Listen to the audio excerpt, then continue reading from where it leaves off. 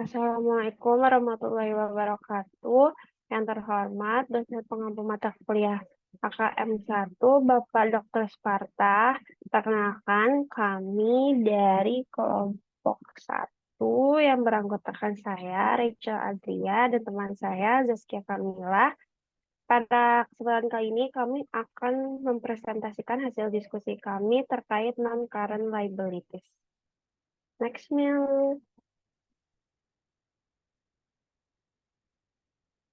Di sini ada sajian materi yang terdiri dari 4 subbab. Yang pertama itu ada bonds payable, yang terdiri dari tipe-tipe bonds, ada isu-isu dari bonds, penilaian dan akuntansi untuk bonds, lalu ada effective interest method. Lalu ada long term notes payable, ada issued dari notes-nya itu yang face value, lalu ada yang bukan issued, kemudian ada special notes payable situation dan mortgage. Terus ada ini how to spell it? Ini apa yang baca ya? Ya pokoknya itu ya ketiga. Selanjutnya akan dijelaskan oleh Zaskia. Selanjutnya di sini materi pertama kita yaitu mengenai hutang obligasi. Jadi liabilities lancar atau kewajiban tidak lancar atau bisa disebut sebagai utang jangka panjang. Ini terdiri dari arus kas keluar yang diharapkan dari sumber daya yang timbul dari kewajiban sekarang yang tidak terhutang dalam 1 tahun atau siklus operasi perusahaan yang mana yang lebih lama. Hutang obligasi, wesel bayar jangka panjang, hutang hipotek, kewajiban pensiun, kewajiban sewa ini merupakan contoh dari kewajiban dari tidak lancar. Terus perusahaan biasanya merupakan umumnya hutang jangka panjang ini memiliki berbagai perjanjian atau batasan yang melindungi pemberi pinjaman dan peminjam.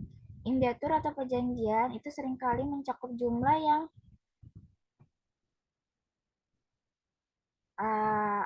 indentur itu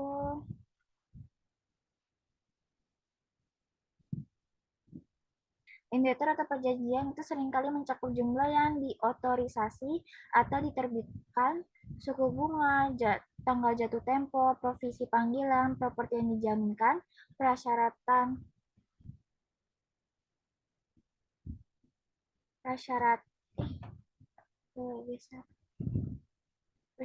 persyaratan dana pelunasan, pembatasan modal kerja dan dividen, dan pembatasan mengenai asumsi utang tambahan. Jadi perusahaan itu harus menjelaskan fitur-fitur tersebut dalam badan laporan keuangan atau catatan jika penting untuk pemahaman lengkap tentang posisi keuangan dan hasil operasi. Meskipun tampaknya perjanjian tersebut memberikan perlindungan yang memadai kepada pemegang utang jangka panjang, banyak pemegang obligasi ini menderita kerugian yang cukup banyak ketika perusahaan itu menambahkan lebih banyak lagi utang ke dalam struktur modal.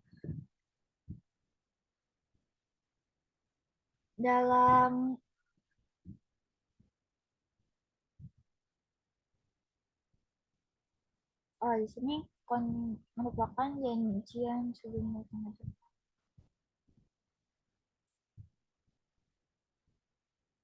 Nah, selanjutnya di sini ada jenis dan peringkat obligasi.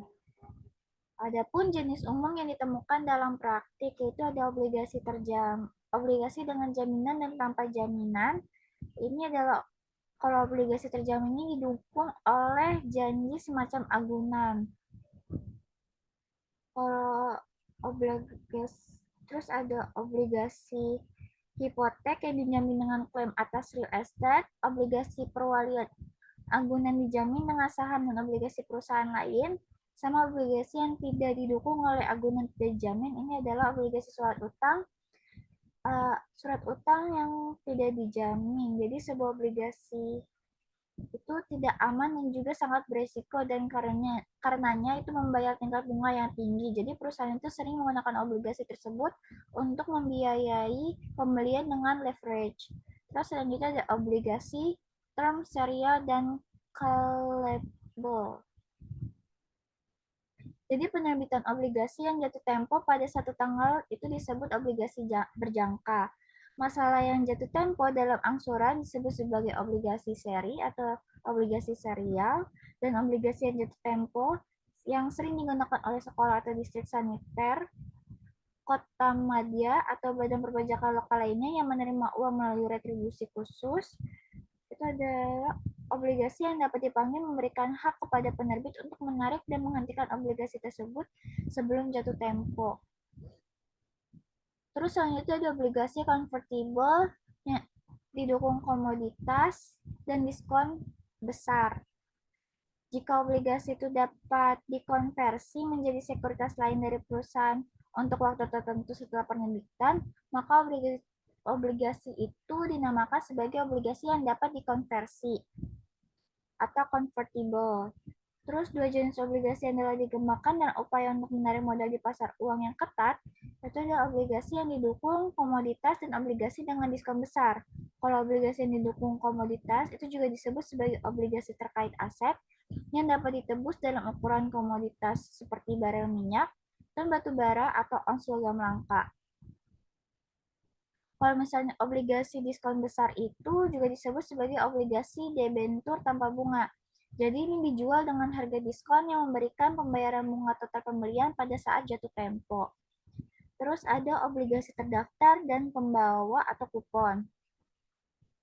Jadi obligasi yang diterbitkan atas nama pemiliknya adalah obligasi terdaftar, dan memerlukan penyerahan sertifikat dan penerbitan sertifikat baru untuk menyelesaikan penjualan. Namun obligasi atas unjuk atau kupon itu tidak dicatat atas nama pemilik dan dapat dialihkan dari satu pemilik ke pemilik lainnya hanya dengan pengiriman. Dan yang terakhir ada obligasi pendapatan dan pendapatan.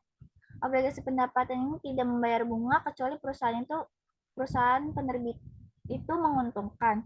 Kalau obligasi pendapatan disebut demikian karena bunganya itu dibayarkan dari sumber pendapatan tertentu. Paling sering itu diterbitkan oleh bandara, distrik sekolah, kabupaten, otoritas jalan tol, dan badan pemerintah. Terus adalah penilaian hutang obligasi. Jadi penerbitan dan pemasaran obligasi ke publik ini biasanya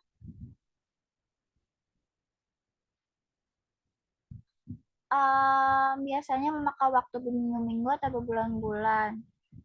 Terus juga perusahaan penerbit itu harus mengatur penjamin emisi, memperoleh persetujuan regulator atas penerbitan obligasi, menjalani audit, dan menerbitkan prospektus, sama juga memiliki sertifikat obligasi yang dicetak. Terus harga jual dari obligasi ini ditentukan oleh dari penawaran dan permintaan pembelian dan penjualan, risiko relatif, kondisi pasar, serta ada keadaan ekonomi. Jadi obligasi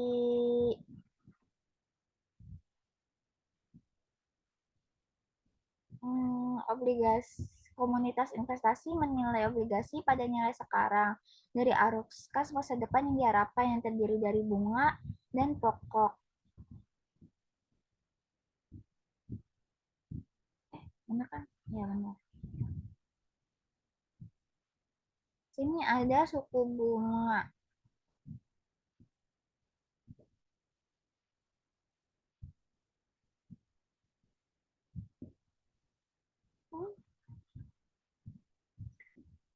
Jadi suku bunga di sini dinyatakan kupon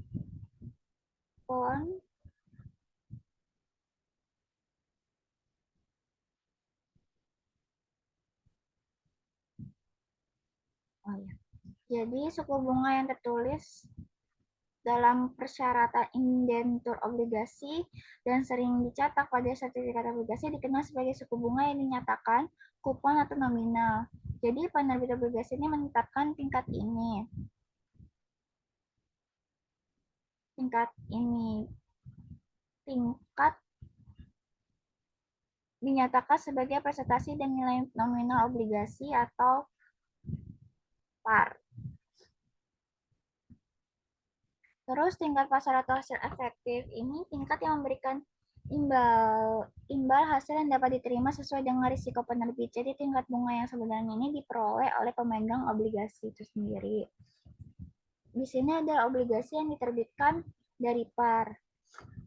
Jadi jika kurs yang digunakan oleh komunitas investasi atau pembeli itu sama dengan kurs yang disebutkan, maka obligasi dijual pada harga par. Artinya nilai nominal itu sama dengan nilai sekarang dari obligasi yang dihitung oleh pembeli dan harga pembeli saat ini.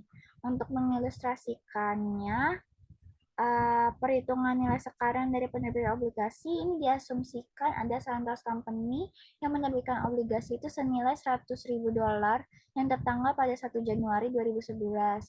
Ini jatuh tempo dalam 5 tahun dengan bunganya 9% dan dibayarkan setiap tahun pada tanggal 1 Januari pada saat penerbitan harga pasar untuk obligasi tersebut adalah 9%. Nah, berikut ini ada diagram waktu untuk obligasi yang diterbitkan pada par. Terus di sini maka perhitungannya adalah present value dikali sama 9% dari 5 tahun. Ini ada di tabel sebelum materi berapa ya? Chapter 8 atau berapa gitu. Ada tabelnya, pokoknya tabelnya itu 0,64993. Maka dapat present value of the principalnya adalah $64.993. Terus di sini ada present value of the interest payment 9.000 nih. 9.000 dikali sama tabel yang chapter sebelumnya itu 3,88965 dikali hasilnya adalah 35.007. Maka present value selling price of the bond-nya adalah $100.000. Jadi dengan membayar $100.000 nilai nominal pada tanggal penerbitan, investor ini nanti merealisasikan tingkat bunga efektif atau imbalan hasil sebesar 9% selama jangka waktu 5 tahun obligasi.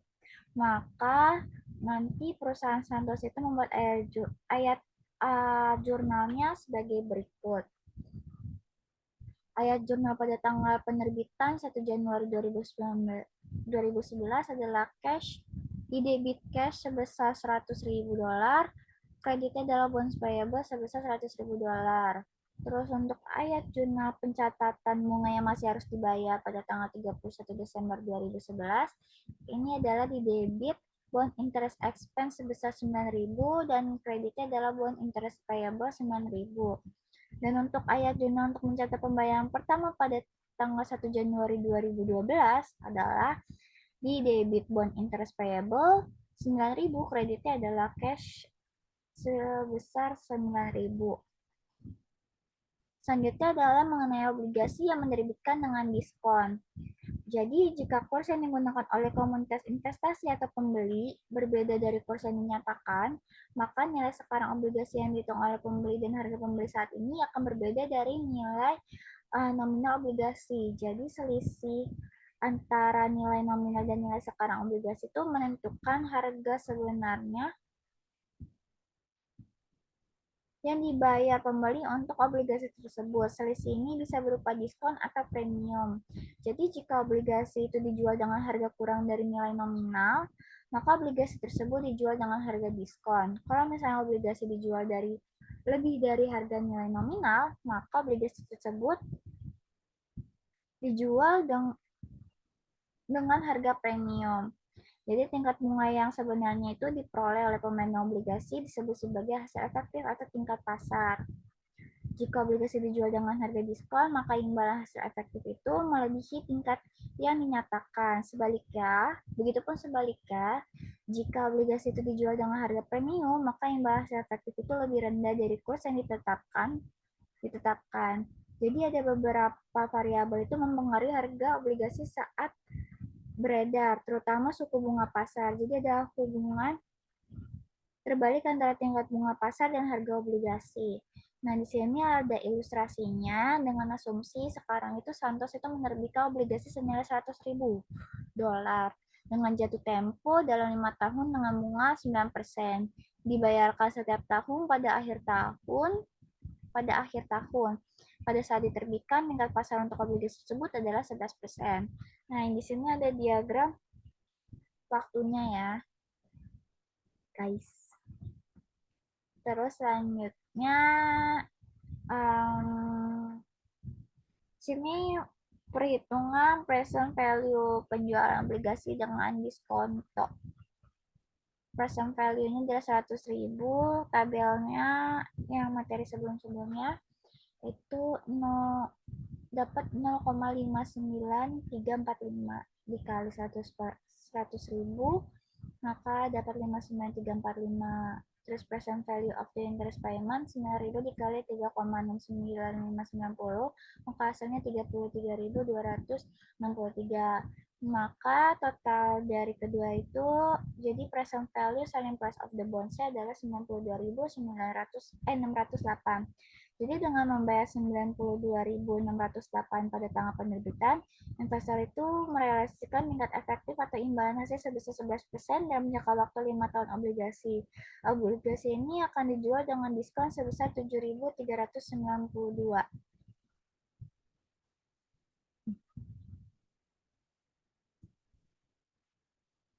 Harga di mana obligasi dijual biasanya dinyatakan sebagai persentase dari nilai nominal atau nominal obligasi. Misalnya obligasi Santos dijual seharga 92,6. Jika Santos telah menerima 102.000 dolar, maka obligasi itu dijual seharga 102% dari par. Terus di sini ada ayat jurnalnya. Pada 1 Januari 2019, kredit debitnya adalah cash sebesar 92.608, kreditnya adalah bonds payable 92.608. Untuk ayat jurnal yang mencatat bunga yang masih harus dibayar 31 Desember 2011, debitnya buat interest expense sebesar 10.187 dengan buat interest payable adalah 9.000, maka bonds payable-nya adalah 1.187. Itu di kredit. Kalau misalnya ayat untuk mencatat pembayaran pertama pada 1 Januari 2012, buat interest payable-nya adalah 9.000, kreditnya adalah cash sebesar 9.000. Jadi ketika obligasi itu dijual kurang dari nilai nominal, itu berarti investor meminta tingkat bunga yang lebih tinggi dari tingkat yang disebutkan. Biasanya itu terjadi karena investor itu dapat memperoleh tingkat yang lebih tinggi pada investasi alternatif dengan risiko yang sama. Tidak dapat mengubah kurs yang ditentukan sehingga investor tersebut menolak untuk membayar nilai nominal obligasi. Maka investor menerima bunga pada tingkat bunga yang dinyatakan yang dihitung pada nilai nominal. Tetapi mereka itu sebenarnya memperoleh tingkat bunga efektif karena mereka membayar kurang dari nilai nominal untuk obligasi. Selanjutnya adalah mengenai metode bunga efektif.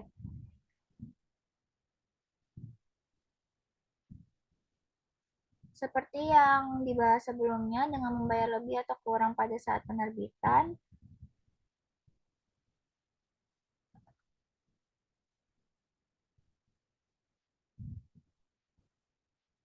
investor memperoleh tingkat bunga yang berbeda dari tingkat kupon obligasi. Jadi perlu diingat bahwa perusahaan penerbit itu membayar tingkat bunga kontrak selama jangka waktu obligasi, tetapi juga harus membayar nilai nominal pada saat jatuh tempo.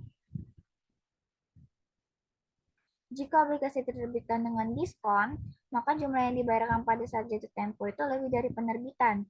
Jika diterbitkan dengan harga premium, maka perusahaan itu harus membayar lebih sedikit pada saat jatuh tempo relatif terhadap harga penerbitan. Jadi perusahaan itu menyatakan penyesuaian biaya tersebut sebagai beban bunga obligasi selama masa obligasi melalui proses yang disebut sebagai amortisasi. Amortisasi diskon itu meningkatkan beban bunga obligasi. Jadi amortisasi premi mengurangi beban bunga obligasi. Terus ada prosedur yang diperlukan untuk amortisasi diskonto atau premi adalah metode bunga efektif atau juga disebut sebagai amortisasi nilai sekarang. Nah, berikut ini adalah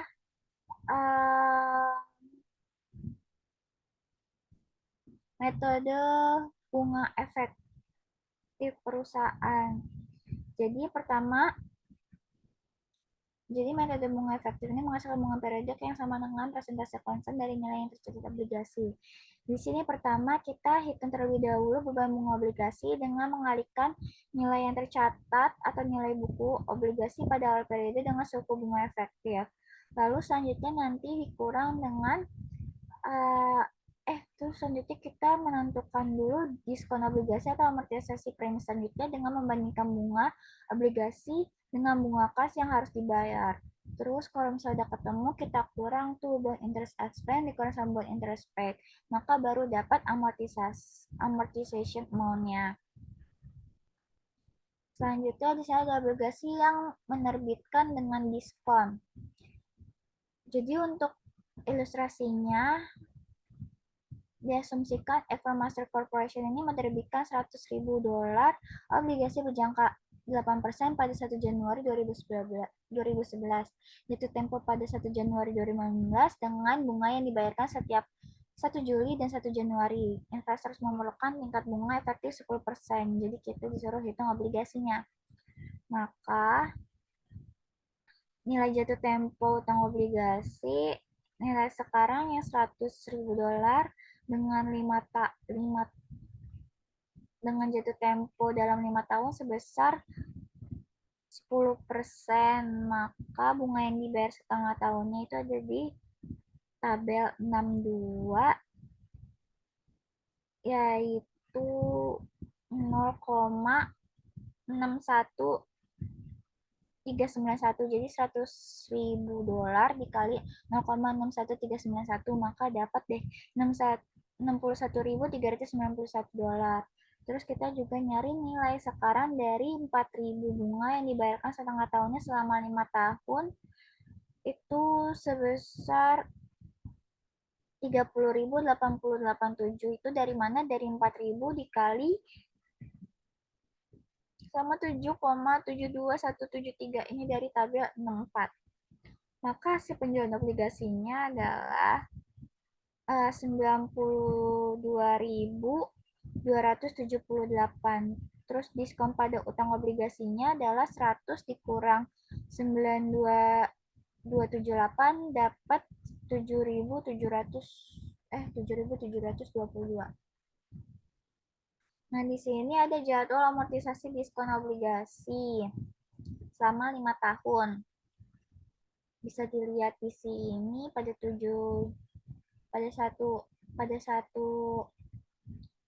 Januari 2011 ini carrying amount-nya 92.278. Terus pada tanggal 1 Juli 2011 cash paid-nya adalah 4.000, interest expense-nya adalah 4.614, diskon amortisasinya adalah 614, carrying amount of bond-nya adalah 92.892. Cash paid-nya ini 4.000 dari mana? Dari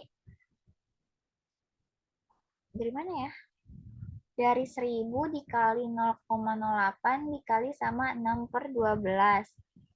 Kan karena dia dihitung dari bulan Juli ke Desember. Juli ini Agustus September November Desember.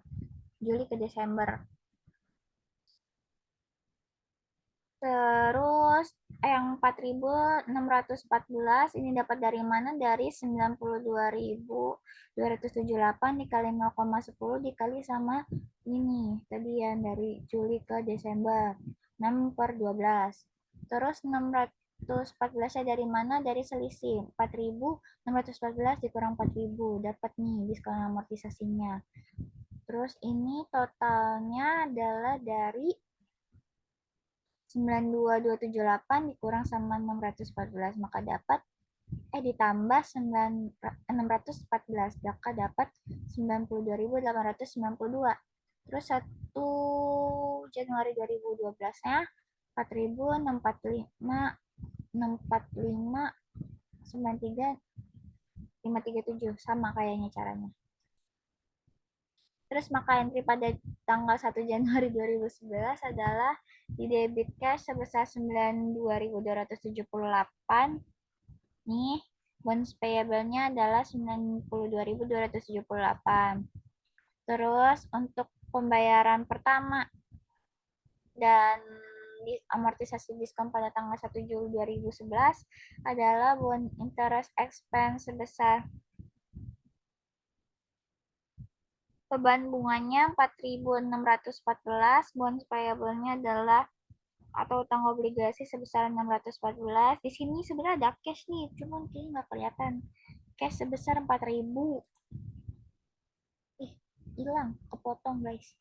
Di sini selanjutnya ada entry journal untuk mencatat bunga yang masih harus dibayar dan amortisasi diskon pada 31 Desember 2011. Di sini ada bond interest expense sebesar 4.645 dengan buat interest payable-nya 4.000, terus ada hutang obligasinya 645. Ini ada di bawahnya, cuman kayak nggak kelihatan. Nah, selanjutnya adalah pencet. Selanjutnya ada obligasi yang diterbitkan dengan premium. Di sini sekarang diasumsikan bahwa untuk penerbit obligasi yang dijelaskan di atas itu bersedia untuk meningkatkan bunga efektifnya sebesar 6% nih. Maka kita perlu menghitung hasil obligasinya. Di sini nilai jatuh tempo utang obligasinya ada 100.000. Terus nilai sekarang yang 100.000 dolar, jatuh tempo dari 5 tahun sebesar 6% dengan utang bunga 74.409. Dari mana? Dari 1.000. Ini dikali sama 0,7449. Kalau bingung nyari ini ada di tabel yang ini. Terus ada present value of 4.000. Nilai sekarang dari 4.000 bunga yang dibayarkan setengah tahun selama 5 tahun sebesar 6% per tahunnya itu sebesar 34.121. Dari mana? Dari 4.000 dikali 8,53020. Dapat dari mana? Yang ini dapat dari tabel yang di sini. Terus maka hasil penjualan obligasinya adalah 108.530. Terus untuk premi atas utang obligasinya 100.000 dikurang 108.530, maka dapat 8.530. Terus untuk jadwal dari amortisasi premi obligasi adalah sebagai berikut. Pada tanggal 1 Januari 2011 ini carrying amount of bonds-nya 108.530. 1 Juli 2011 cash paid-nya adalah 4.000, interest expense-nya 3256, premium amortisasinya 744, carrying amount of bonds-nya ada 107.786. Ini dapat dari mana? 4.000 dapat 100 dikali 0,8 dikali 6/12, sama kayak cara yang sebelumnya tadi. Yang beda itu cuma yang di sini dan di sini di sini. Interest expense-nya di sini 3.256 ini dapat dari mana? Dari 108.530 dikali 0,6 tadi bunga tingkatnya itu yang menambah dikali sama 6/12 bulan dari Juli ke Desember. Terus 744 dari mana? Dari 4.000 dikurang ini dapat 744. Terus selanjutnya dapat ini dari mana? Dari 108.530 dikurang 744.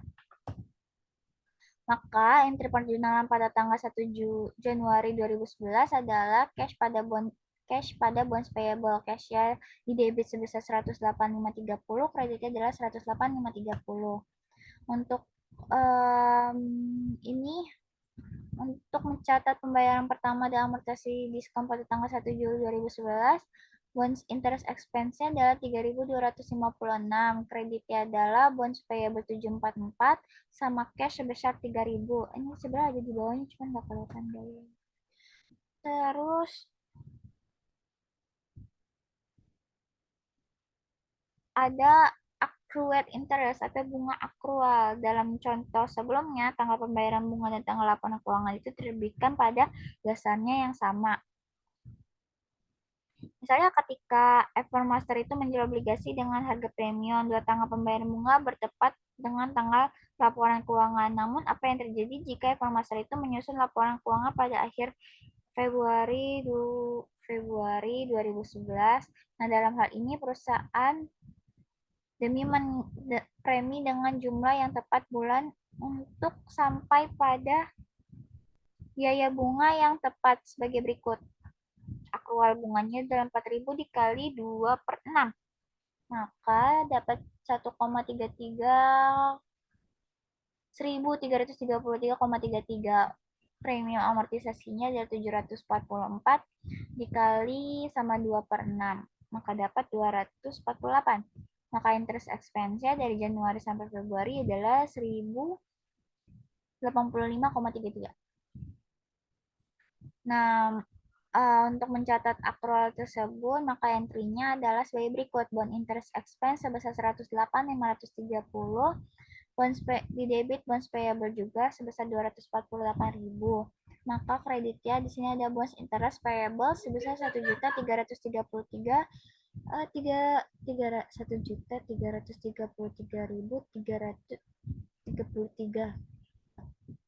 Dolar. Terus selanjutnya ada obligasi yang diterbitkan antara tanggal bunga. Jadi perusahaan biasanya melakukan pembayaran bunga obligasi setiap semester pada tanggal yang ditentukan dalam perjanjian obligasi. Ketika perusahaan menerbitkan obligasi yang selain tanggal pembayaran bunga, investor obligasi itu akan membayar penerbit bunga yang diperoleh dari tanggal pembayaran bunga terakhir hingga tanggal penerbitan. Nah, akibatnya investor obligasi itu membayar penerbit obligasi di muka untuk bagian dari pembayaran bunga 6 bulan penuh yang tidak menjadi hak mereka karena mereka tidak memegang obligasi untuk periode tersebut. Kemudian pada tanggal pembayaran bunga tengah tahun berikutnya, investor obligasi akan menerima pembayaran bunga 6 bulan penuh. Maka obligasi yang diterbitkan pada par ini sebagai ilustrasi diasumsikan bahwa alih-alih menerbitkan obligasi pada 1 Januari 2019, Evermaster menerbitkan obligasi 5 tahunnya tertanggal 1 Januari 2019. Pada 1 Mei 2019 dengan nilai nominal 100.000 euro. Evermaster mencatat penerbitan obligasi antara tanggal bunga sebagai berikut. Di debit cash sebesar 100.000, kreditnya adalah bonds payable. Itu untuk mencatat penerbitan obligasi pada nilai nominal. Dan untuk mencatat nilai bunga akrual adalah cash sebesar 2.667, kredit bond interest expense sebesar 2.667. Itu dari mana? Dari 100.000 dikali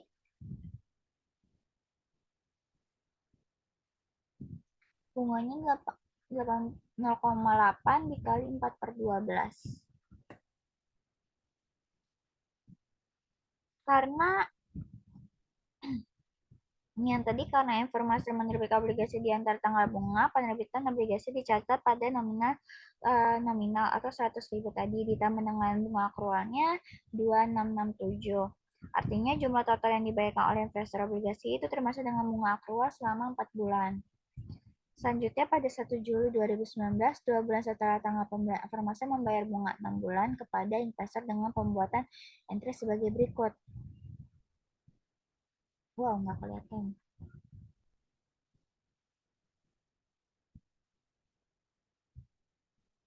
Aduh, nggak kelihatan. Jadi di sini buat interest expense-nya sebesar 4.000. 4.000 dari mana? 1.000 dikali 0,8 dikali 1/2. Kreditnya adalah cash sebesar cash adalah sebesar 4.000.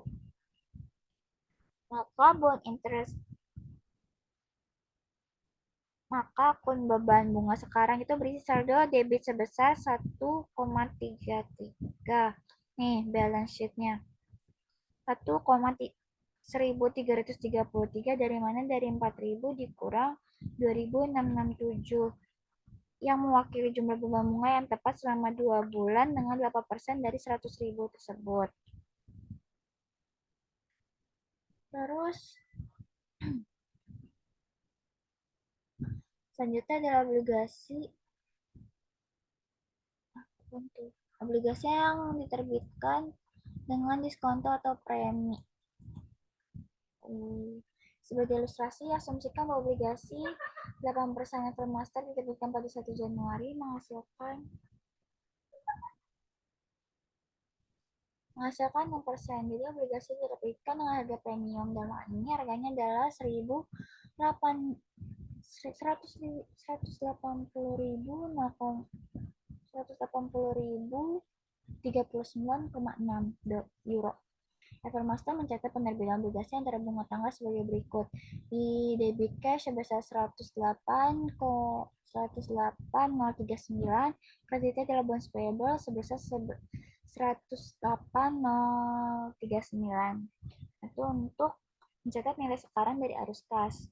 Dan untuk mencatat nilai bunga akrualnya, cash pada bond interest expense yaitu 2.600 di cash di debit sebesar 2.667, kreditnya dalam bond interest expense 2.667.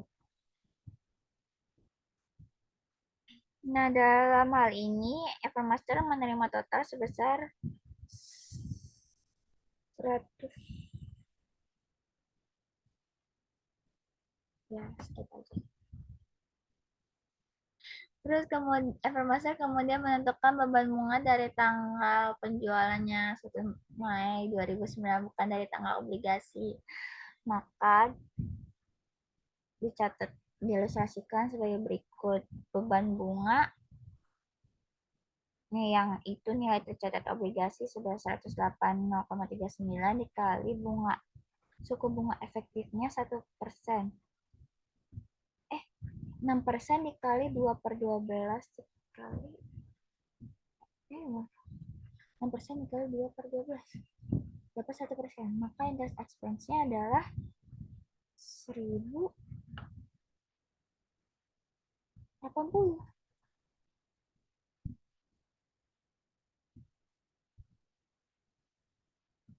Terus amortisasi premi obligasi juga hanya untuk 2 bulan di sini. Bunga tunai yang dibayarkan pada 1 Juli 2011 atau 2019 ini 1.000 dikali 8% dikali 6/12, maka 4.000 dikurang sama cash interest receipt yang diterima pada 2 Mei 2011 itu sebesar 2.667. Maka net cash back-nya adalah $1.033.000. Terus bonds interest expense at the effective rate untuk 2 bulan ini sebesar 180. Maka premium amortisasinya adalah 253. Oleh karena itu, Evermaster membuat entry sebagai berikut pada 1 Juli 2019 untuk mencatat pembayaran bunga dan amortisasi premi, yaitu dengan debit beban bunga sebesar 4.000, kreditnya adalah cash sebesar 4.000. Itu untuk mencatat pembayaran bunga pertama. Dan untuk kreditnya, dan untuk mencatat amortisasi premi selama 2 bulan tersebut adalah di debit hutang obligasi sebesar 253 dan kreditnya terbeban bunga sebesar 253. Selanjutnya akan dijelaskan oleh Rahel.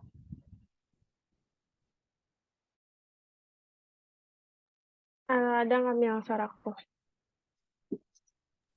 Ada, Cel. Oke, jadi yang sebab kedua adalah hutang wesel jangka panjang. Perbedaan antara wesel bayar saat ini dan wesel jangka panjang itu bedanya terdapat pada tanggal jatuh temponya. Jadi wesel bayar jangka pendek itu utang yang diperkirakan akan dibayar perusahaan dalam 1 tahun atau siklus operasi, dan mana yang lebih lama. Jadi notes payable ini juga memiliki substansi yang mirip dengan obligasi karena kedua itu memiliki tanggal jatuh tempo yang tetap dan memiliki tingkat bunga yang dinyatakan atau implisit. Namun catatan ini tidak di notes payable ini tidak diperdagangkan semudah obligasi di pasar sekuritas publik yang terorganisir karena perusahaan kecil menerbitkan notes payable sebagai instrumen jangka panjang mereka. Perusahaan besar lebih menerbitkan surat utang dan obligasi jangka panjang. Nah, untuk pencatatan akuntansinya ini sebenarnya dengan obligasi ini sangat mirip. Jadi kayak seperti obligasi, wesel ini dinilai pada nilai sekarang dari bunga masa depan dan arus kas utamanya. Lalu kemudian perusahaan mengamortisasi setiap diskon atau premium selama masa wesel, sama seperti diskon atau premium obligasi. Lalu perusahaan itu menghitung present value-nya dari wesel berbunga dan mencatat penerbitannya, lalu mengamortisasikan diskon atau premium dan akrual bunga dengan cara sama seperti yang mereka lakukan untuk obligasi. Next, Mil.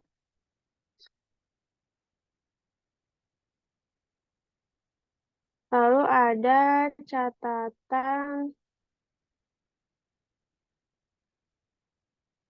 lalu ada catatan yang dikeluarkan pada nilai nominal.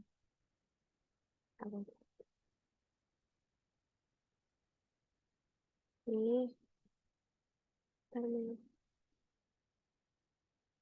bisa dipindahin zoomnya.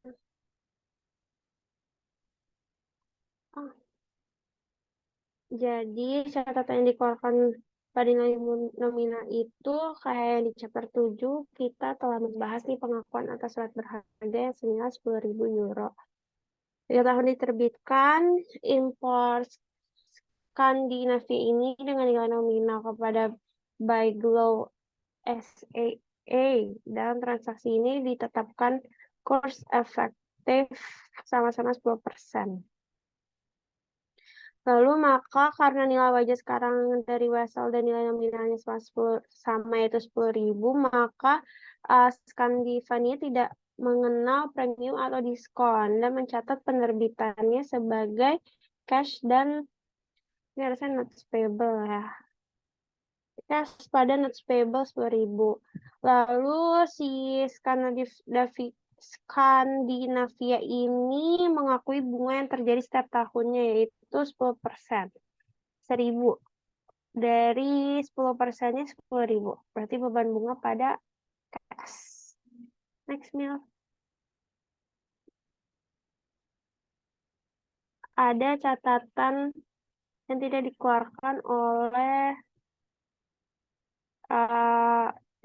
dikeluarkan pada nilai nominal.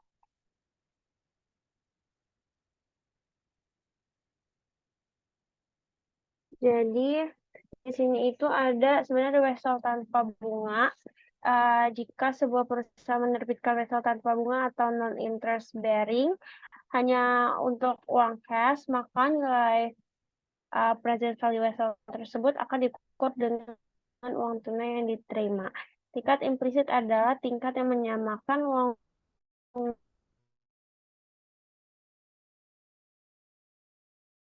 tunai yang diterima dengan jumlah yang harus dibayar di masa depan.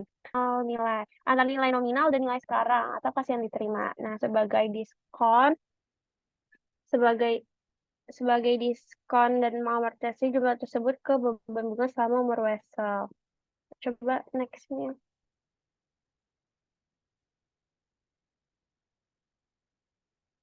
Next meal. Oke. Contoh titik 2. Di sini tuh Benefico Corporation AS ya. Sebesar 150.000 juta dolar nota tanpa kupon yang berisikan obligasi dengan diskon besar yang berjangka waktu 8 tahun dengan nilai nominal masing-masing 1.000 dolar.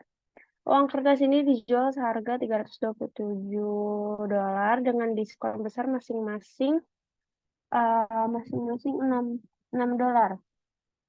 Nilai sekarang di setiap wesel adalah hasil tunai sebesar 327. Kita dapat menghitung nih tingkat bunga dengan menentukan tingkat bunga yang menyamakan jumlah yang dibayarkan investor saat ini dengan jumlah yang akan diterima di masa depan. Maka beneficial ini mengamortisasikan diskon selama 8 tahun umur wesel dengan menggunakan tingkat bunga efektif sebesar 15%. Next, yuk.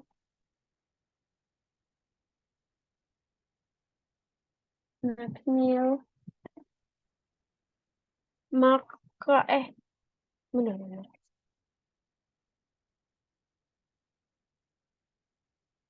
Benar, benar.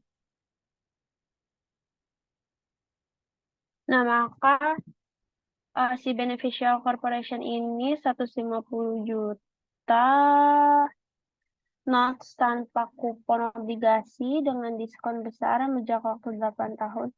Oh, ini udah deh, next nih. Sorry.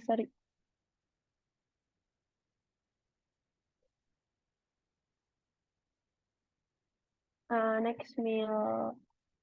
Nah, di sini ada contoh lainnya, yaitu Turtle Cove juga mengamortisasikan diskon dan mengakui beban bunga setiap tahun dengan menggunakan metode bunga efektif. Tanpa bunga kepada Jeremiah Company yang diilustrasikan dengan tingkat implisitnya. Wait. Coba next-nya.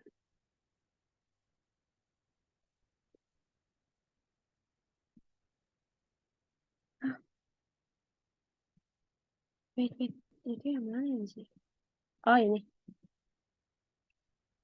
Maka untuk Turtle Cove mencatat penerbitan vessel sebagai cash 7.721,80 dan notes payable 7.720 itu hasil dari ini.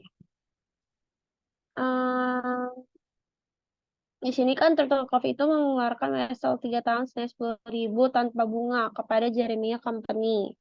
Lalu tingkat implisitnya menyamakan total kas yang harus dibayar itu 10.000 pada saat jatuh tempo dengan nilai sekarang dari arus kas masa depan 7.721, maka itu hasil kas pada tanggal penerbitan yaitu 9%. Jadi nilai sekarang dari $1 untuk 3 periode 9% adalah 0,77218. Makanya dia itu 7.000 ditambah 0,77218. Jadi $7.721,80. Next nih. Nah, ini jumlah, ini amortisasi diskon vesselnya. Jadi dia itu akhir tahun 1 uang tunai yang dibayarnya 0, lalu minus pengeluarannya 694,96 dan diskon amortisasinya 9496 juga.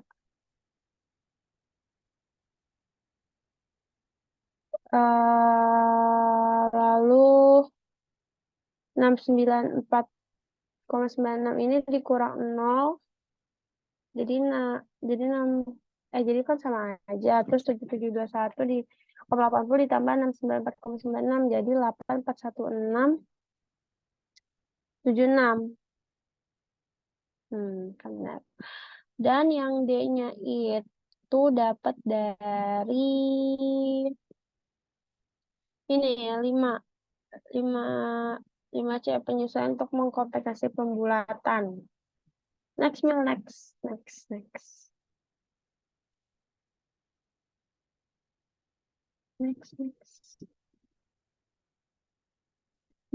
Ini deh yang belum. Jumlah total diskonnya benar. Turtle Cove mencatat beban bunga pada akhir tahun sebagai beban bunga 694,96 dan utang wesel sama itu hasil dari 7.721,80 dikali bunganya 9%. Lalu yang ketiga jumlah total diskon yaitu 2.278,20. Oke, next nih.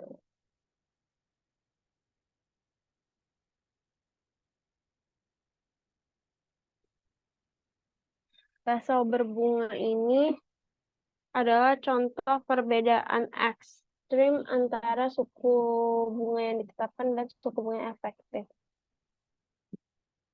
Contohnya itu Meriko menerbitkan uang tunai sebesar 10.000 euro sebesar 3 tahun dengan bunga 10% kepada Morgan Group.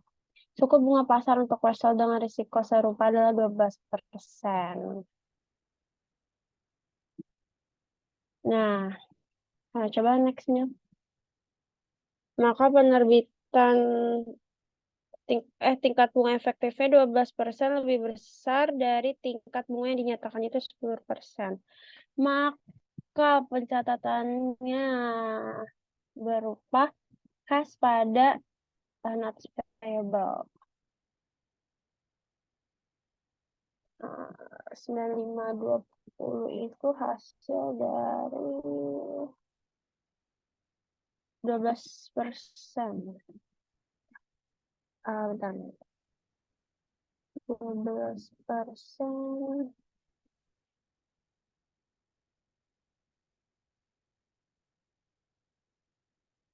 Hmm.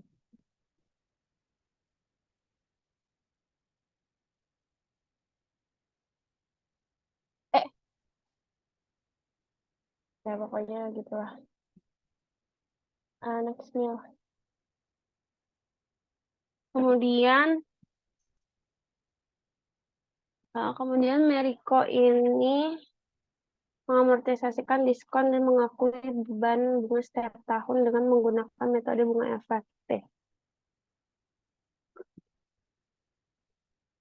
Ini adalah jadwal catatan diskon amortisasinya. 10.000 10.000 itu dikali 10% maka hasilnya 1.000. Berarti tahun lahiran pertama 1.000, terus minat pengeluarannya 1.142 hasil dari 9.520 dikali 12%. Lalu 1.142 itu dikurangi dengan 1.000 jadi 142. Dan 9.520 itu ditambah 142 sama dengan 9.662 untuk mengisi kolom ke-5. Dan Meriko ini mencatat pembayaran bunga tahunan dan amortisasi diskon untuk tahun pertama sebagai ini. Next meal. Nih. Lalu ada situasi utang wesel khusus. Catatan yang dikeluarkan untuk properti barang atau jasa. Terkadang perusahaan dapat menerima properti barang atau layanan sebagai imbalan atas jasa wesel bayar.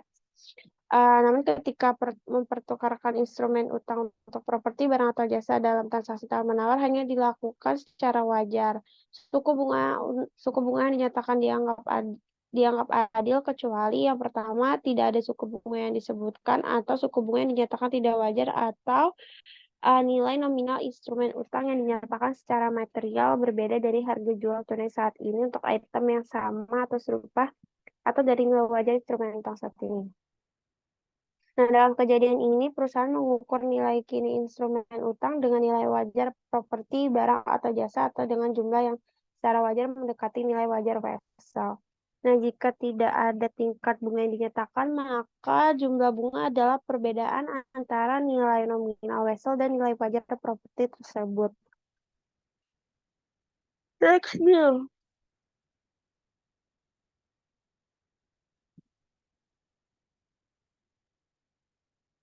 Ada pilihan suku bunga. Dalam transaksi wesel ini, suku bunga efektif atau pasar dapat dibuktikan diberikan atau ditentukan oleh faktor lain yang terlibat dalam pertukaran, seperti nilai wajar dari apa yang diberikan atau diterima.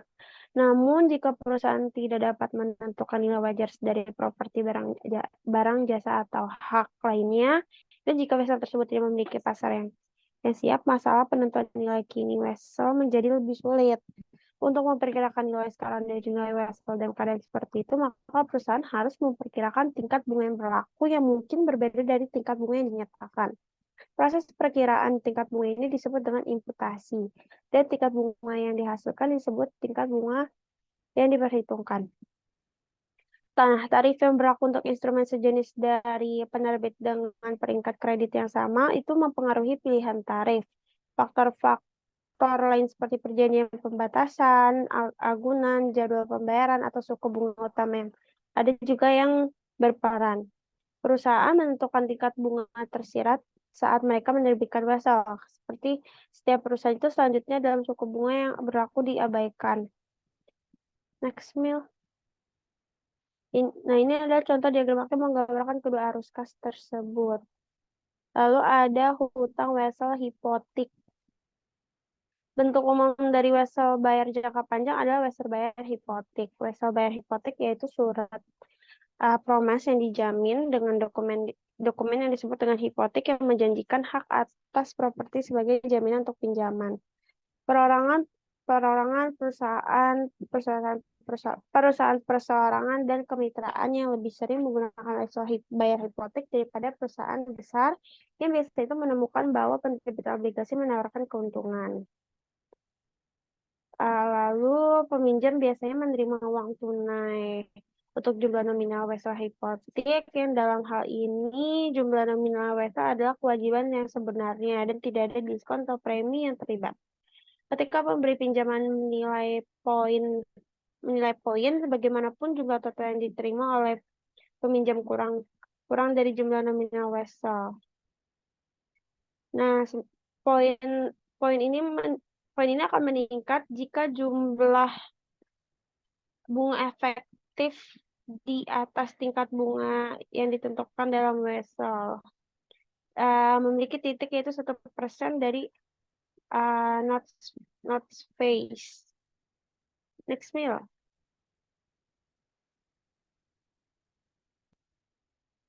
Nah, yang ketiga ini ada penghapusan kewajiban tidak lancar. Bagaimana sih perusahaan mencatat pembayaran kewajiban tidak lancar yang sering disebut dengan pelunasan utang? Jika sebuah perusahaan memegang obligasi atau bentuk jaminan utang lainnya hingga jatuh tempo, jawabannya langsung adalah perusahaan tidak menghitung nih jumlah keuntungan atau kerugian atau apapun itu. Hal ini akan sepenuhnya diamortisasi setiap premi atau didiskon ke setiap biaya penerbitan pada tanggal jatuh tempo obligasi. Maka nilai tercatat, nilai jatuh tempo, dan nilai wajar obligasi adalah sama. Oleh karena itu tidak ada keuntungan atau kerugian.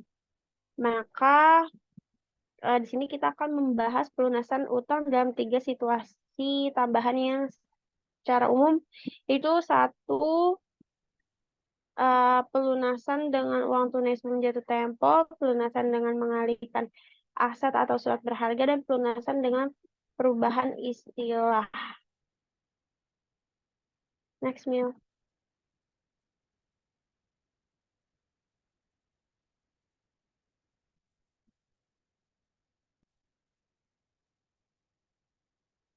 Sini ada 3.1 yaitu pengakhiran dengan uang tunai sebelum jatuh tempo atau pelunasan. Nah, dalam beberapa kasus perusahaan ini melunasi utang sebelum tanggal jatuh tempo. Jumlah yang dibayarkan untuk perusahaan atau penebus sebelum jatuh tempo termasuk dengan preminya nih. Premi penarikan dan biaya perolehan kembali yang disebut dengan harga perolehan kembali. Pada setiap tanggal tertentu, nilai tercatat obligasi adalah jumlah terutang pada saat nilai jatuh tempo yang disesuaikan dengan premium atau diskonto yang belum diamortisasikan. Lalu selisih dari jumlah tercatat neto di atas harga perolehan kembali merupakan keuntungan dari pelunasan. Selisih lebih harga perolehan kembali atasnya tercatat merupakan kerugian dari pelunasan. Maka pada saat proses perolehan kembali premium atau diskon yang belum diamortisasikan harus diamortisasi sampai dengan tanggal perolehan kembali. Di sini sebagai contohnya Evermaster yang diterbitkan dengan diskon 1 Januari 2019, obligasi ini jatuh tempo dalam 5 tahun. Obligasi tersebut memiliki nilai nominal 100.000 euro dengan tingkat kupon itu 8% yang dibayarkan setiap semester dan dijual untuk menghasilkan 10%. Maka jadwal amortisasinya ini ada yang di sebelah kanan. Jadi dia pada tanggal 1 Januari 2021 dia menerima sebesar 4.711 dengan diskon amortisasinya 711 dan membawa jumlah obligasinya jadi 94.925. Next Mil.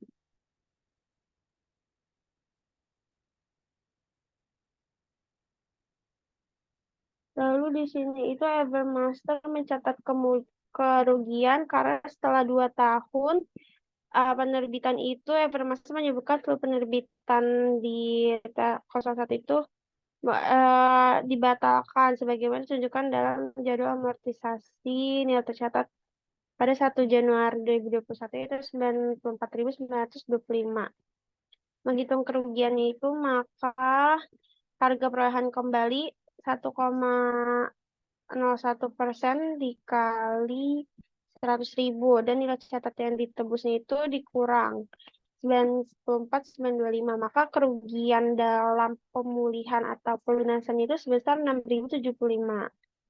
Lalu Evermaster mencatat perolehan kembali dan pembatalan obligasi tersebut sebagai utang obligasi, lalu utang obligasi di debit, kemudian rugi penghapusan hutangnya 675, maka cashnya 101. Next Mil. Kemudian ada pengalihan aset. Saya menggunakan uang tunai. Pelunasannya bisa dengan aset atau surat berharga nih. Di sini itu contohnya Hamburg Bank meminjamkan 20.000 euro bla bla bla bla bla. Maka dicatat sebagai wesel bayar ke Hamburg Bank itu 20 juta. Lalu kerugian dalam pelunasan real estate itu 21 juta dikurang 16 juta, itu 5 juta. Lalu ada perumahan 21 juta dan keuntungan penghapusan hutangnya itu 4 juta. Balance kan? Jadi sini bond mortgage itu mengalami kerugian atas disposisi real estate yaitu sebesar 5 juta nih. Selisih antara nilai buku dan nilai wajarnya 16 juta. Selain itu dia mendapat keuntungan atas pelunasan utang sebesar 4 juta. Hasil dari perbedaan antara jumlah tercatat 20 juta dewasa bayar dan nilai wajar real estate ternyata 16 juta. Next Mil.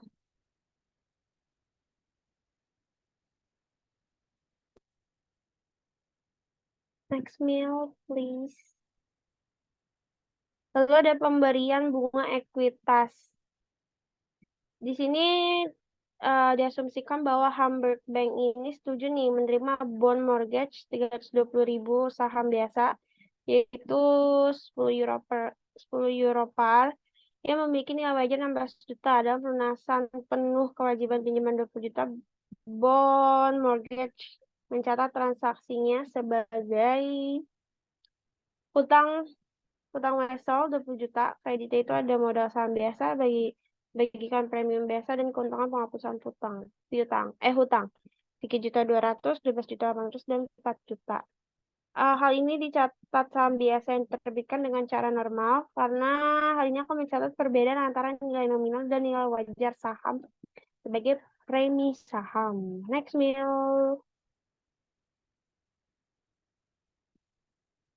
Next please.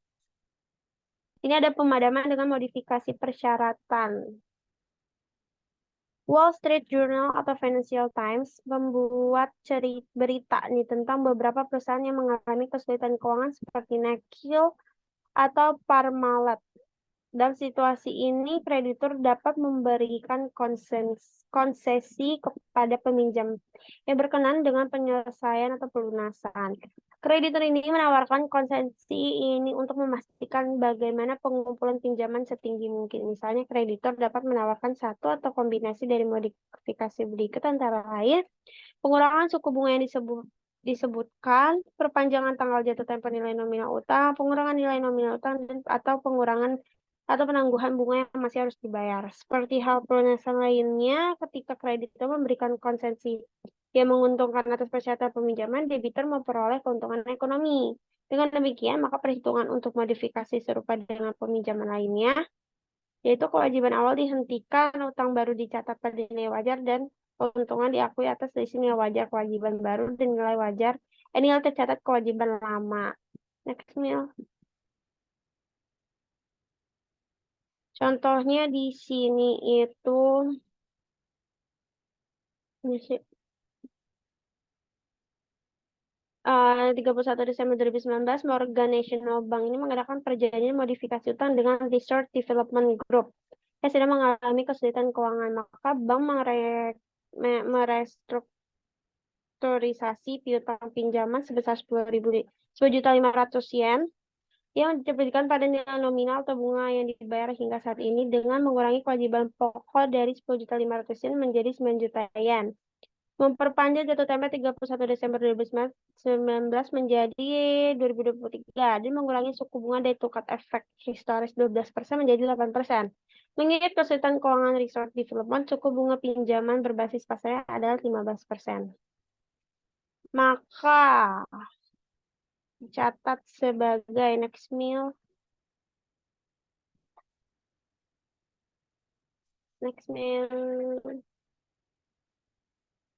Maka dicatat sebagai nilai sekarang dari arus kas yang direstrukturisasi,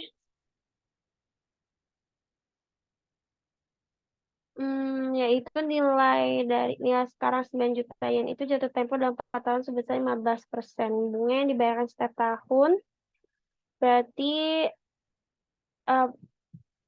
future value-nya itu dikali 15% dibagi dengan 9 juta dikali 0,5715 yaitu 5.145.750 dan nilai sekarang dari 720 bunga dibayarkan setiap tahun selama 4 tahun 15% maka 2.055.586. Maka nilai wajar catatannya 7.201.336.000. Dan keuntungan modifikasinya itu adalah 3.284 yang merupakan sisi antara nilai tercatat sebelumnya 10.500 dan nilai wajar vessel yang telah direstrukturisasi tadi 7.201.336.000 maka dikurang. Lalu dicatat modifikasi tersebut dicatat dalam entry sebagai wesel bayar lama 10.500.000, keuntungan penghapusan utang 3 juta sekian, dan wesel bayar barunya berupa 7 juta sekian.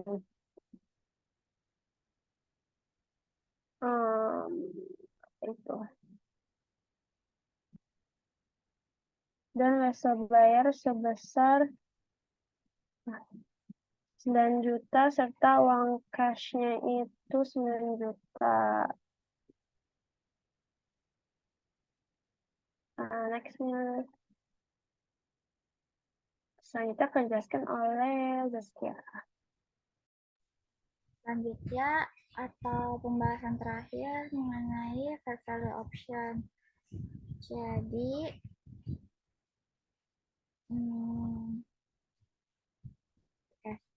fair value option atau opsi nilai wajar.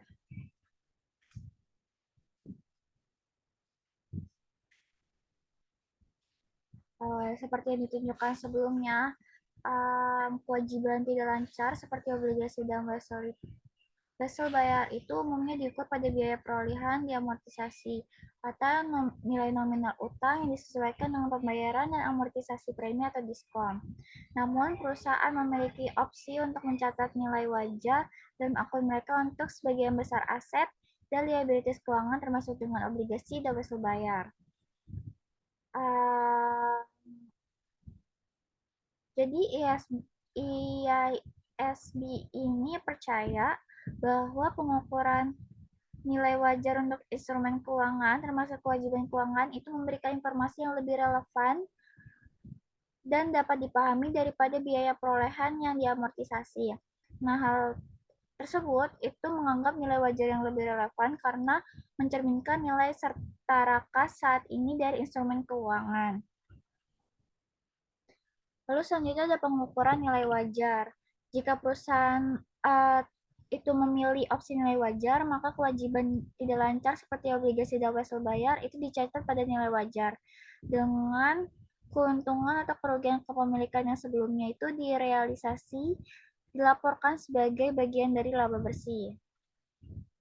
Laba atau rugi kepemilikan yang belum direalisasi merupakan perubahan bersih dalam nilai wajar liabilitas dari satu periode ke periode lainnya. Tidak termasuk dengan beban bunga yang diakui, tetapi tidak dicatat juga. Nah, akibatnya perusahaan itu melaporkan liabilitas pada nilai wajar setiap tanggal pelaporan. Selain itu juga melaporkan perubahan nilai itu sebagai bagian dari laba bersih. Di sini ada ilustrasi bahwa Edmonds Company ini telah menerbitkan 500.000 euro dari 6% obligasi pada nilai nominal pada tanggal 1 Mei 2010. Edmonds ini memilih opsi nilai wajar untuk obligasi ini pada tanggal 31 Desember 2010. Nilai obligasi sekarang adalah 480.000 euro karena suku bunga di pasar telah meningkat menjadi 8%. Maka entry-nya di sini adalah di debit bonds payable sebesar 20.000, kreditnya adalah unrealized holding gain or loss income sebesar 20.000. Jadi seperti yang ditunjukkan oleh entry ini, nilai obligasi itu menurun. Penurunan ini itu mengarah pada pengurangan kewajiban obligasi dan menghasilkan holding gain yang belum direalisasi yang dilaporkan sebagai bagian dari laba bersih. Nah, nilai utang Edmonds ini menurun karena suku bunga itu meningkat. Jadi perlu ditekankan bahwa Edmonds itu harus terus menilai utang obligasi pada nilai wajar di semua periode berikutnya. Lalu selanjutnya ada off balance sheet financing.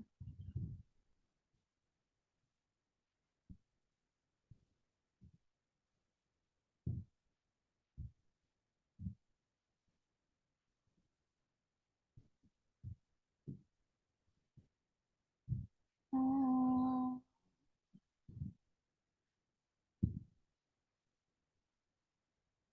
apa ya ini? Sebentar. Oh, jadi pembiayaan yang di luar dari neraca. Pembiayaan di luar neraca ini adalah upaya untuk meminjam uang sedemikian rupa untuk mencegah pencatatan kewajiban. Hal ini telah menjadi masalah yang cukup penting. Jadi banyak yang menyatakan bahwa ada suatu perusahaan seperti perusahaan Enron dan satu kegiatan perusahaan terbesar yang tercatat itu menyembunyikan sejumlah besar utangnya dari laporan posisi keuangan. Nah, akibatnya setiap perusahaan yang menggunakan pembiayaan di luar neraca hari ini beresiko melepas saham mereka. Akibatnya harga saham mereka akan menderita. Namun demikian, sejumlah besar pembiayaan di luar neraca itu terus ada, seperti yang dicatat oleh seorang menulis kayak menggerakkan dasar manusia sedikit untuk mendapatkan makanan yang cukup untuk menemukan tempat berlindung dan untuk menghindari utang. Di sini ada bentuk yang berbeda. Jadi pembiayaan di luar neraca dapat mengambil berbagai bentuk sebagai berikut, yaitu ada non-consolidated subsidiary. Jadi di bawah IFRS, perusahaan induk itu tidak harus mengkonsolidasikan anak perusahaan yang dimiliki kurang dari 50%. Nah, dalam kasus seperti itu, anak perusahaan itu tidak melaporkan aset dan kewajiban anak perusahaan. Jadi semua laporan induk pada laporan posisi keuangannya itu merupakan investasi pada anak perusahaan. Nah, akibatnya pengguna laporan keuangan itu mungkin tidak memahami bahwa anak perusahaan memiliki utang yang cukup besar yang pada akhirnya menjadi tanggung jawab induk perusahaan jika anak perusahaan itu mengalami kesulitan. Lalu selanjutnya ada Special Purpose Entity atau SPA. Jadi perusahaan menciptakan SPA ini untuk melakukan proyek khusus. Proyek khusus gitu. Selanjutnya ada operating list apa? Leases.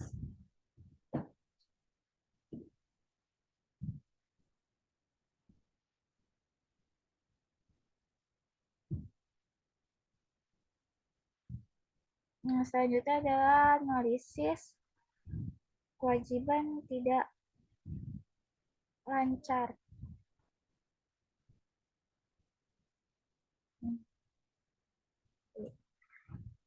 Jadi kreditor dan pemegang saham jangka panjang yang dicari pada solvabilitas jangka panjang perusahaan, terutama kemampuannya untuk membayar bunga saat jatuh tempo dan membayar kembali nilai nominal utang pada saat jatuh tempo.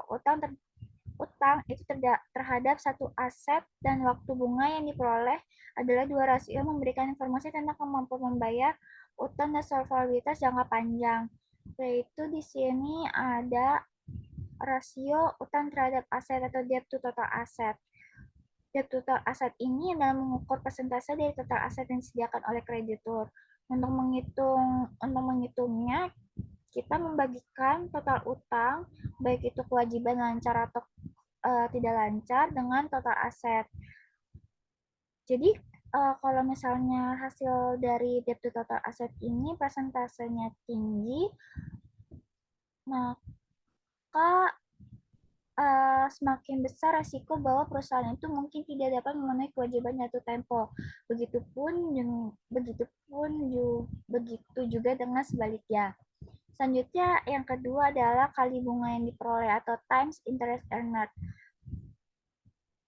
Jadi rasio times interest earned ini menunjukkan kemampuan perusahaan untuk memenuhi pembayaran bunga saat jatuh tempo. Diilustrasikan rumusnya adalah sebagai berikut, yaitu pendapatan bersih ditambah beban bunga, ditambah beban pajak penghasilan bunga pengeluaran, dibagi sama interest expense.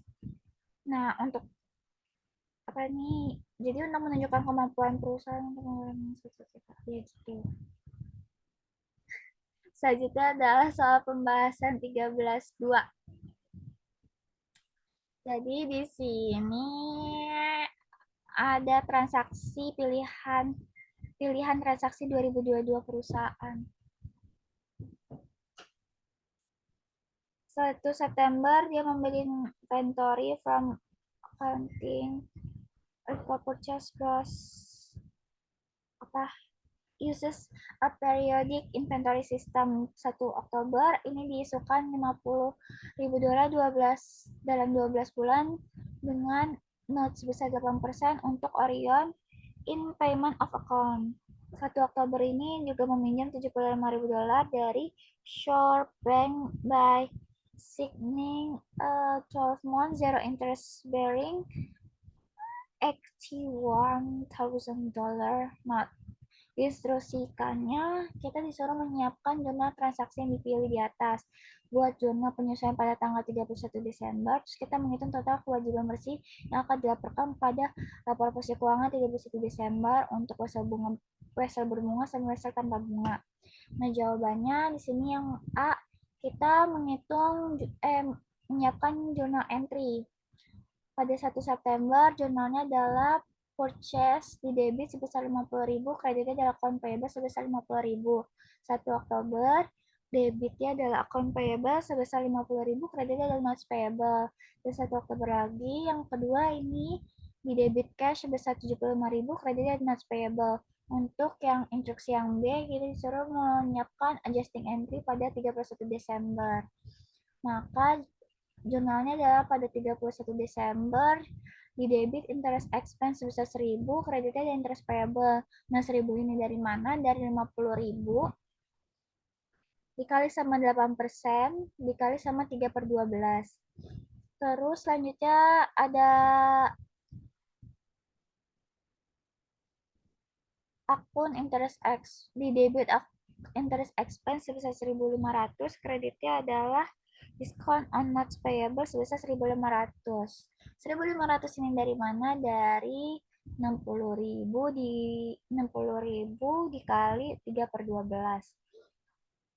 Terus the interest bearing note. Sini notes payable-nya adalah 50.000, interest payable 1.000, maka ditambah 51.000. Ini Aku aja ya. Di sini ada soal exercise 13.7. Kita langsung aja ke instruksinya. Itu disuruh buat ayat jurnal yang berkaitan dengan cuti berimbalan selama 2018 dan 2019 serta menghitung jumlah kewajiban untuk cuti yang berkompensasi harus dilaporkan ke laporan posisi keuangan pada tanggal 31 Desember 2018 dan 2019. Dan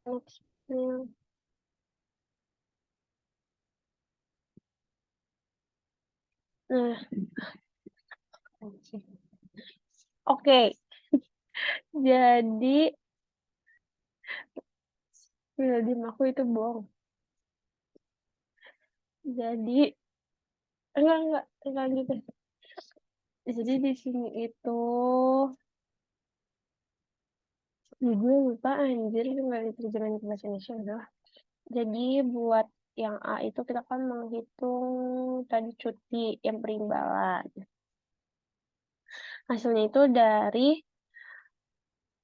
9 employees dikali $12,90 per hour dikali ya kan per jamnya 12,90 terus dikali 8 jam per hari dikali sama 10 hari lagi jadi 9,288 sebagai wage expense pada vacation wage payable.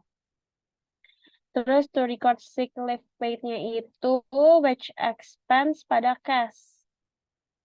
Jadi kalau misalnya dia sick leave itu dia 12 dolar per hari dikali 8 jam per hari 12 dolar per jam dikali 8 jam per hari dikali total dia cuti sakitnya itu 4 hari maka 3, 4, 5, 6.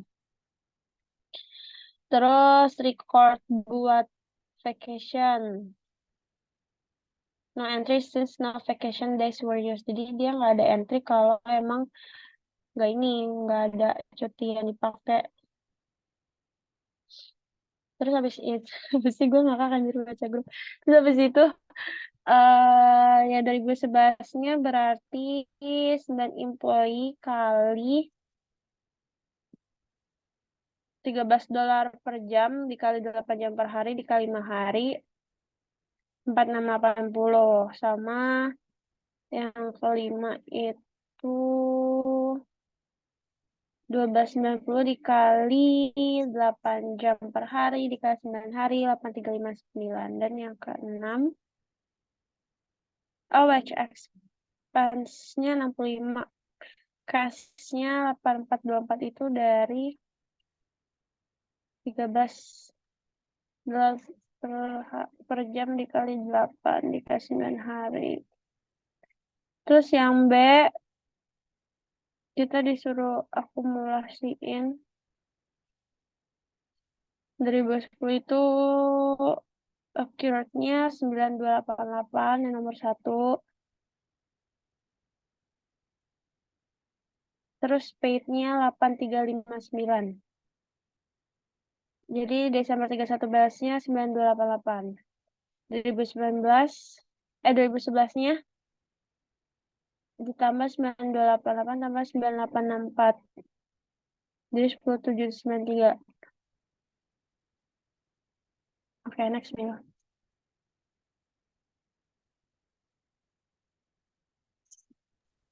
Selanjutnya kita bahas soal E1312.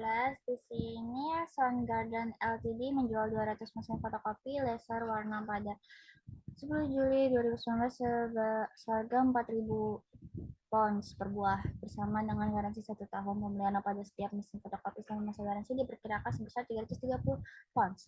Diinstruksikan di sini kita disuruh menyiapkan ayat jurnal untuk mencatat penjualan mesin fotokopi biaya garansi terkait dan akrual apa pun pada tanggal 31 Desember 2019 biaya garansi aktual atau inventaris yang dikeluarkan pada tahun 2019 adalah 17.000 pounds. Maka jawabannya di sini adalah yang kita cash sebesar 3 juta 3 juta, kreditnya adalah sel sebesar 3 juta. 3 juta dari mana? Dari 500 dikali 6 juta, 6.000. Terus ada warranty expense di debit sebesar 30.000, kreditnya adalah cash inventory accrued payroll sebesar 30.000. Terus di sini juga ada jurnal warranty expense sebesar 90.000, kreditnya ada warranty liability sebesar 90.000. 90.000 dari mana? 120.000 dikurang 30.000. Terus yang kedua di sini ada di jurnal cash pada sales dan earned warranty revenue. Di debit cash sebesar 3 juta, salesnya adalah 2 juta 840.000, kreditnya dan kredit unearned warranty revenue sebesar 160.000. Lalu lanjut di sini ada selanjutnya di debit warranty expense sebesar 30.000, kreditnya adalah cash inventory accrued payroll sebesar 30.000. Entry selanjutnya di debit unearned warranty revenue sebesar 40.000, kreditnya adalah warranty revenue sebesar 40.000. 40.000 dari mana? Dari 160.000 dikali 30.000 dibagi 120.000.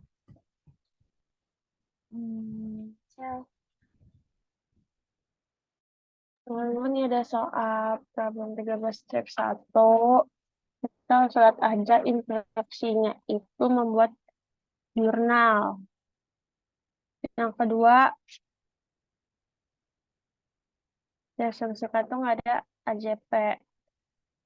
Maka kita harus buat AJP tentang bunga yang diperlukan aja nih. Next minute.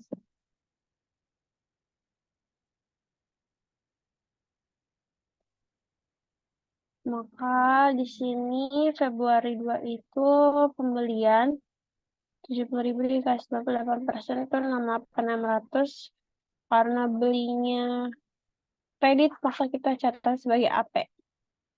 Terus Februari 26 kita bayar utang AP-nya 6.600 karena kita bayarnya oke, jadi dia dapat diskon 1.400. Maka cashnya yang keluar 70.000. Lah, kok makin banyak? Coba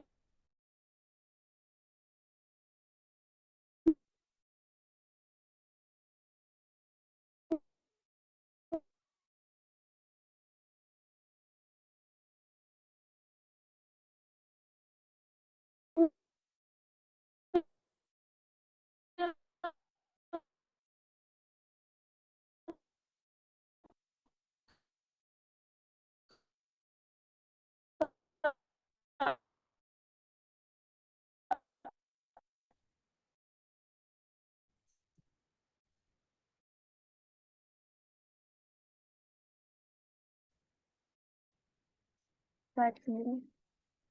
Slide segini.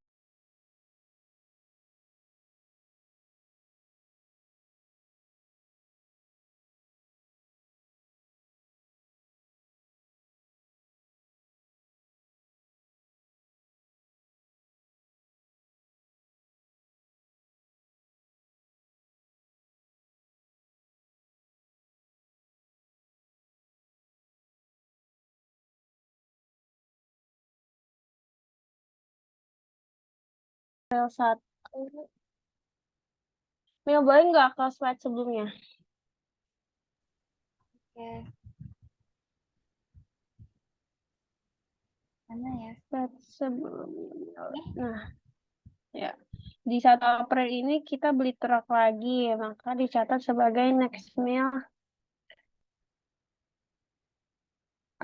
Itu pembelian truk 50.000, cashnya 4.000 dan notes payable-nya 46.000. Lalu adjust 1 itu kita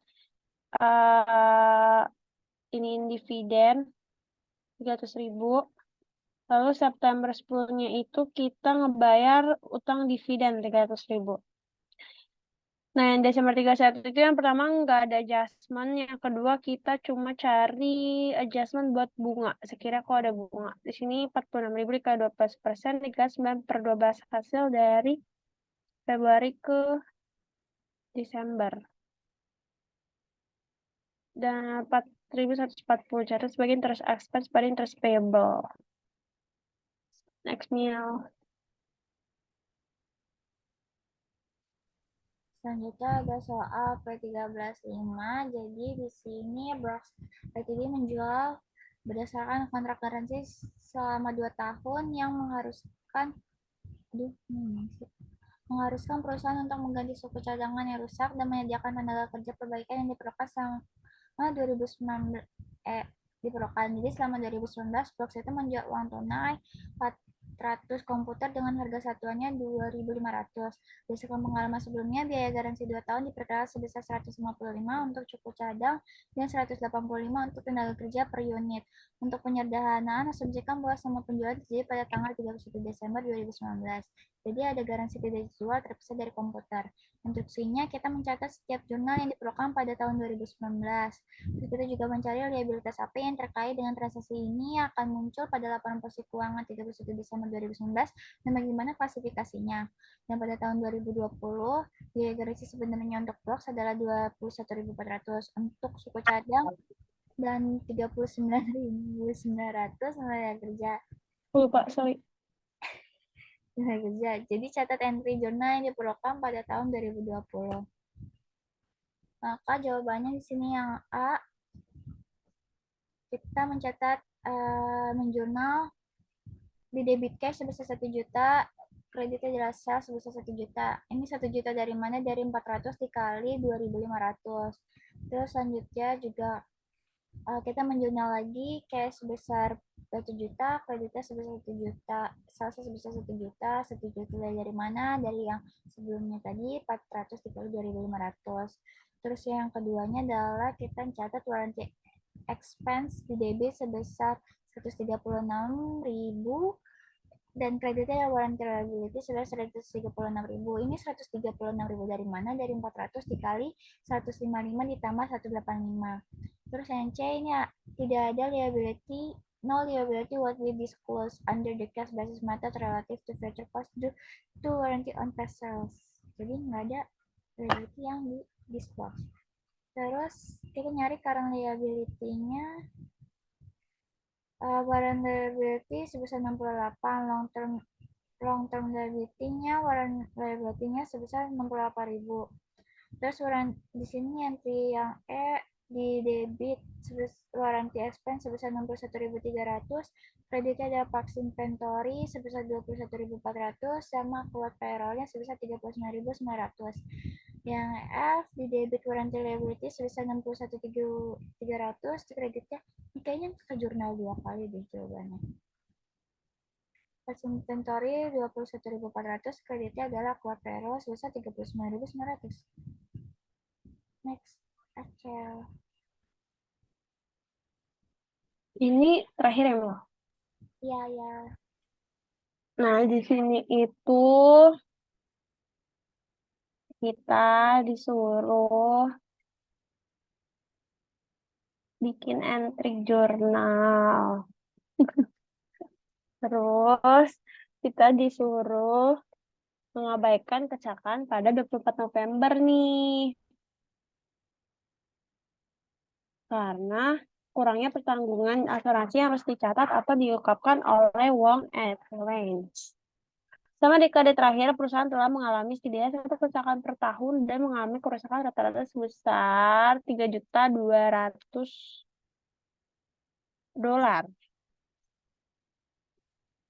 Oke, next meal. Nah, yang A itu karena penyebab litigasi terjadi sebelum tanggal 8 keuangan, yaitu apa nih? Ya, salah. Yaitu kewajiban sebagai akibat peristiwa dan karena kemungkinan akan terjadi arus keluar sumber daya di Pro untuk menyelesaikan kewajiban estimasi andal dapat dibuat.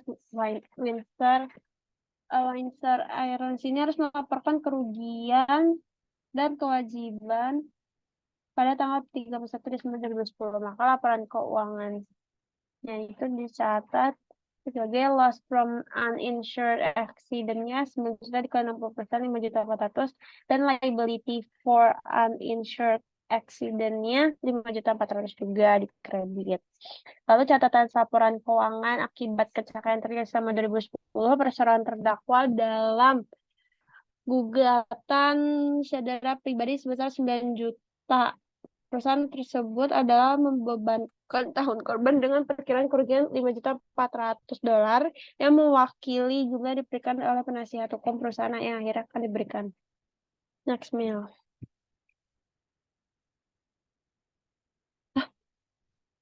Ini apa? Dua dong? Oh, dua.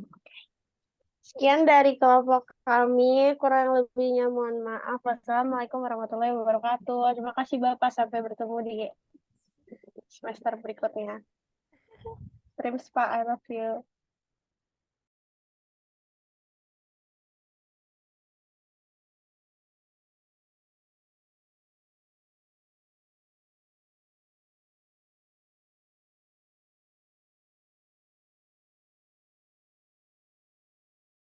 Udah